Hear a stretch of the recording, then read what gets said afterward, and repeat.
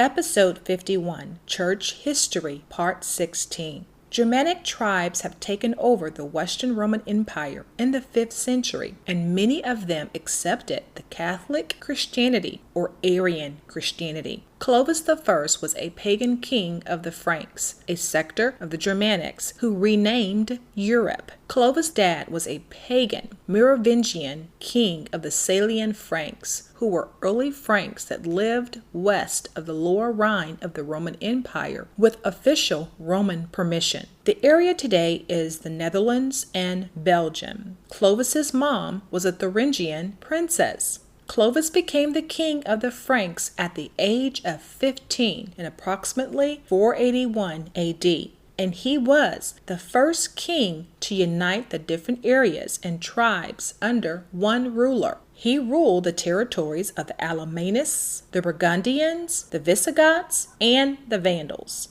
Clovis became the most powerful in the area of Gaul, which is known today as France. The Romans named the area Gaul, where the Celtics had lived. The Gaul region included modern-day France, Belgium, northwest Germany, and northern Italy. Historians have even cited evidence of Neanderthals in the area of Gaul. These are the descendants of Japhet. Clovis was able to defeat everyone and bring the entire area under his control. In 494 AD, Clovis became the first king of this unified country, known as the Land of the Franks, or its Latin name, France or Francia. Clovis even became an ally to the Eastern Roman Empire, or the Byzantine Emperor, Anastasius Dioscorus. Clovis married a Burgundian princess named Clotilda, a Catholic Christian. Historians believe his wife Clotilda persuaded Clovis to leave paganism and convert to Catholic Christianity. Also, historians believe that the Catholic bishops of Gaul helped influence Clovis to convert as well. Saint Remigius, a bishop of Remy, who was born in the upper echelon of the Gallo-Roman society, sent Clovis a letter and served as the king's advisor. Clovis is believed to have accepted Catholicism between 496 AD to 508 AD. On Christmas Day, St. Remigius baptized Clovis, the king of the Franks, and this baptism led to the entire nation of Franks converting to Catholic Christianity. Clovis accepting Catholicism led to widespread conversions among the Franks in modern-day France, Belgium, and Germany. Clovis was now the new Constantine from the land of the Franks, and historians believed he was following Constantine's path on leadership. Clovis' conversion to Catholic Christianity would help him politically, just as it did Constantine. The Roman Empire in the West had been taken over by the barbarians, so now Clovis could help restore the Catholic Christian Church in the West as well. Thus, both parties were benefiting. Clovis and his desire to expand his kingdom, and the Catholic Christian Church could continue their conversions to maintain as much power as they could in the West. J.H. Robinson, Readings in European History, states, his conversion to the Roman Catholic form of Christianity served to set him apart from the other Germanic kings of his time, such as those of the Visigoths and the Vandals, who had converted from Germanic paganism to Arian Christianity. His embrace of the Roman Catholic Church may have also gained him the support of the Catholic Gallo-Roman aristocracy in his later campaign against the Visigoths, which drove them from southern Gaul in 507 AD and resulted in a great many of his people converting to Catholicism as well. Kevin Madigan, Medieval Christianity, states, finally, at a gathering of his warriors, Clovis persuaded them to convert. More than 3,000 are said to have done so between 496 AD and 506 AD. This was a momentous development. The man who now controlled most of central and northern Gaul and who ruled the only stable kingdom in the center of Western Europe had linked destinies with Catholic Christianity. A single militarily powerful kingdom now had a Catholic ruler, soon recognized by the Eastern emperors as consul. In their eyes, the kingdom of the Franks continued the presence of the Roman authority and tradition. Both sides needed something from the other. The Franks needed a rightful, indeed sacred authority as respected and prominent as the Bishop of Rome to recognize their legitimacy as kings of the Frankish realm. Susan Wise, Boyer, History of the Medieval World states, like Alaric's Goths, the Franks were a confederacy, not a nation. They were held together by custom, by geography, and by necessity. They had lived within Roman boundaries for over a century, and their adoption of Roman practices was the strongest bond holding them together. But the Roman Empire had crumbled in the West, and the bond of Romanness was crumbling with it. Like Constantine, Clovis saw that a stronger bond was needed to hold his people together and to allow him to claim the right of kingship over them all. Christianity would serve as the new glue of the Frankish nation. Today, Clovis's wife, Clotilda, is a saint in the Roman Catholic Church and Eastern Orthodox Church for her influence in Clovis converting to Catholicism between 496 AD to 508 AD. On June 3rd is a feast day in the Catholic Church to celebrate Saint Clotilda.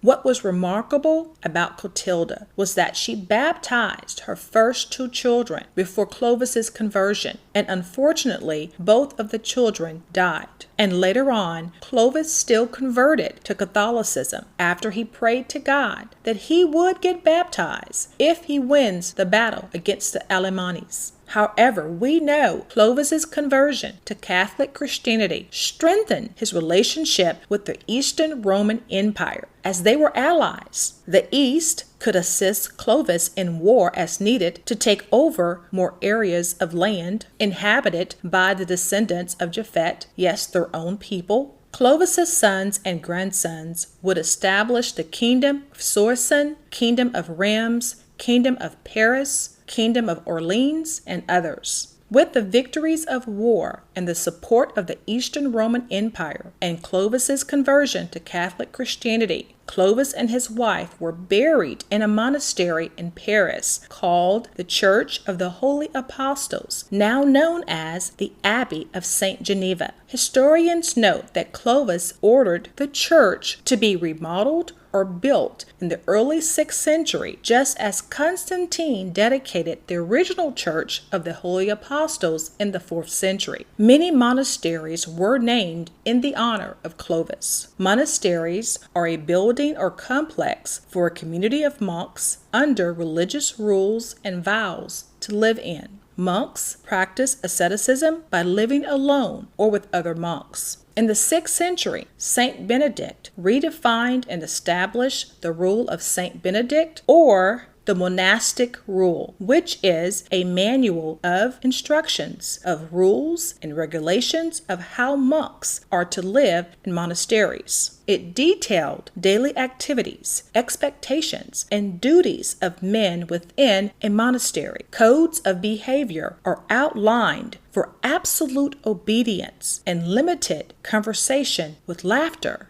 Benedict outlined the 12 divisions of humility: fear God, obey God's will, be obedient to one's superior, be patient, confess one's sins, accept difficult tasks, consider oneself inferior, follow a superior's example, do not speak unless spoken to, do not overindulge in laughter, speak modestly, and practice good posture. Monasticism shaped the East and West cultures, establishing a foundation of the church leaders of the Catholic Christian Church. And the marriage of the kingdom of the Franks and the Catholic Church, arranged by necessity, would further establish the church as well, per Kevin Madigan. So the more we study, the more we learn, the more we dig, we see the teachings of Yeshua, the Torah, the Old Testament prophets are nowhere to be found as the Catholic Christian Church continues to build and lay its foundation with or without the powers of Rome. Christianity, again, is being used for political reasons, allowing leaders to assert their power over people in geographical areas. Clovis answered the call of the church by converting to Catholicism, which only furthered his personal goals of being a king, a ruler, or dictator over people and lands. Japhet would enlarge themselves. And again, the same people are in charge today. The Catholic Christian Church loved converting pagans to their religion because they were able to mix their past beliefs with present beliefs of what they choose to believe at that moment and what benefits them. The church's goal was the same for leaders like Clovis, Constantine, and other leaders, and even today, the different parties and pastors. Yeshua never mentioned a pastor in his teachings, but the only person that mentioned pastor in the New Testament was Paul. Deep sigh. Pastor is in the New Testament one time, and it's your boy Paul. Pay attention. They all have the same goals, which is to promulgate the superiority and authority by using religions as the best means to subliminally control the masses in government, education, finances, banking, technology, media, you name it. You cannot fear and obey God while being obedient to a superior with possibly pagan ties. Matthew 8:9. And call no man your father upon the earth, for one is your Father, which is in heaven. Absolute obedience is not to a man, but it's to the Most High. Deuteronomy 30:10. If thou shalt hearken unto the voice of Yah thy God, to keep his commandments and his statutes, which are written in the book of the law, and if thou turn unto Yah with all thine heart and with all thy soul. And how can you have limited laughter when Nehemiah 8:10 says, the joy of Yah is our strength? We are not inferior or incomplete or unworthy when Yeshua has made us worthy through salvation. His blood made atonement for our sins. Yeshua gave us grace to be delivered from sin. We are not inferior. We are not incomplete. We are not unworthy. Psalms 139:4. David says, I will praise thee, for I am fearfully and wonderfully made. Marvelous are thy works, that my soul knoweth right well. We do not follow the examples of man, but we follow Yah, the Most High. John 5:19. Then answered Yeshua and said unto them, Verily, verily, I say unto you, the Son cannot do nothing for himself, but what he seeth the Father do. For what things soever he doeth, these also doeth the Son likewise. John 8:28. Then said Yeshua unto them, When you have lifted up the Son of Man, then shall ye know that I am he. I do nothing of myself, but as my Father had taught me, I speak these things. Israelites, we follow Yah, just as Yeshua did. As we seek truth, please seek truth with us. Please send questions or comments to info@truthwars.com or comment here. We don't claim to know everything. We just seek the God of Abraham, Isaac, and Jacob that knows everything. Let truth roar, let truth reign, let truth speak, and let truth set you and your entire family free. Truth roars, truth reigns, truth speaks, truth sets me free. Please see a podcast disclaimer at truthwars.com.